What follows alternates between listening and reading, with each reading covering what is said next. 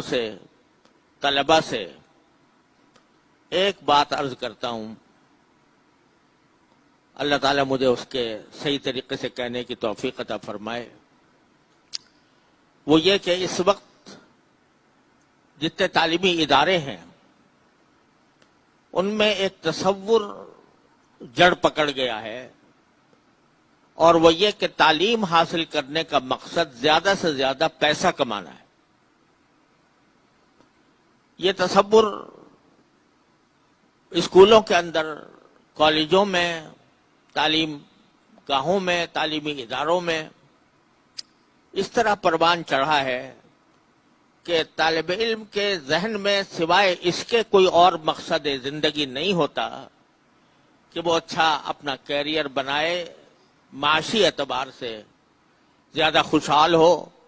زیادہ دولت کمائے، زیادہ پیسہ کمائے۔ اس چیز نے ہماری تعلیم کو اور تعلیم کے رخ کو صحیح راستے سے ہٹا کر ایک مادیت کی طرف موڑ دیا ہے، اور اس کا نتیجہ یہ ہے کہ ہمارے نوجوانوں کی صلاحیتیں وہ صرف ایک کام میں خرچ ہو رہی ہیں کہ وہ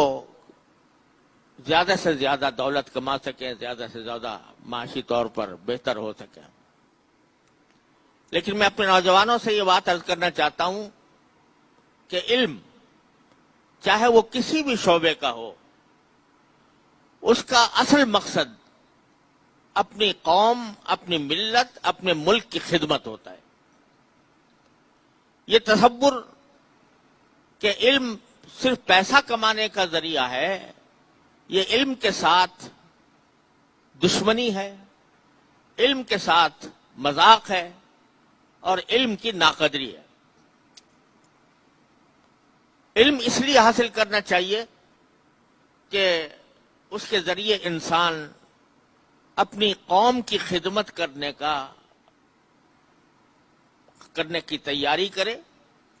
اور اس کے ذہن میں سب سے بڑا مقصد یہ ہو کہ میں اپنی صلاحیتوں کو کس طرح ملک و ملت کے میں استعمال کر سکتا ہوں، ملک و ملت کی خدمت میں استعمال کر سکتا ہوں۔ اللہ تعالیٰ رزق دینے والے ہیں، اور جو لوگ کہ اپنے علم کے تعلیم حاصل کرنے کا اصل مقصد ملک و ملت کی خدمت کو قرار دیتے ہیں، اللہ تعالیٰ ان کو دنیا میں بھی سرفراز فرماتے ہیں، اور ان کی معاشی حالت بھی بہتر ہوتی ہے۔ لیکن معاش اور معیشت ایک ذریعہ ہے، مقصد زندگی نہیں ہے۔ زندگی کا اصل مقصد یہ ہے کہ علم کے ذریعے انسان پہلے تو خود اچھا انسان بنے، اور دوسروں کو یہ پیغام دے کہ جس کے ذریعے وہ اچھے انسان بن سکیں اور ملک و ملت کے کام آ سکیں۔